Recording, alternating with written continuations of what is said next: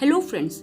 दोस्तों आज हम इटली के फेमस फिलोसोफर और पेंटर लियोनार्डो दा विंसी के द्वारा बनाई गई पेंटिंग मोनालिसा से जुड़ी मिस्ट्री के बारे में जानने की कोशिश करेंगे कि आखिर इस पेंटिंग में ऐसा क्या है जिसे लेकर जानकार काफी खोजबीन करते रहते हैं। तो दोस्तों इसी सिलसिले के बारे में आज हम इस पेंटिंग के रहस्य को जानने की कोशिश करते हैं। दोस्तों लियोनार्डो दा विंसी ने इस पेंटिंग को साल 1503 में बनाना शुरू किया था और साल 1517 तक इस पेंटिंग को बनाना जारी रखा था। दरअसल लियोनार्डो को सबसे ज्यादा दिक्कत मोनालिसा के होठ को बनाने में आ रही थी।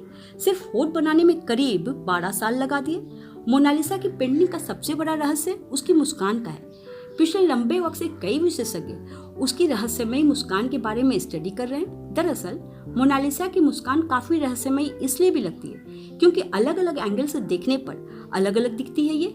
अगर आप किसी एक एंगल से इसे देख रहे हो तो ये मुस्कान हंसती हुई दिखेगी, वहीं दूसरे एंगल से देखने पर उसकी मुस्कान फीकी पड़ जाती है। कहा यह भी जाता है कि लियोनार्डो ने जिस औरत की पेंटिंग बनाई थी वो अपने अंदर किसी राज को छुपाई हुई है। इसी वजह से मोनालिसा की मुस्कान काफी मिस्टीरियस लगती है। लेकिन कुछ सालों पहले एक डॉक्टर ने इस रहस्य से पर्दा उठाते हुए ये कहा था कि मोनालिसा के ऊपर के 2 दांत टूटे हुए हैं, इस वजह से उसका ऊपरी होंठ अंदर की तरफ दबा हुआ है।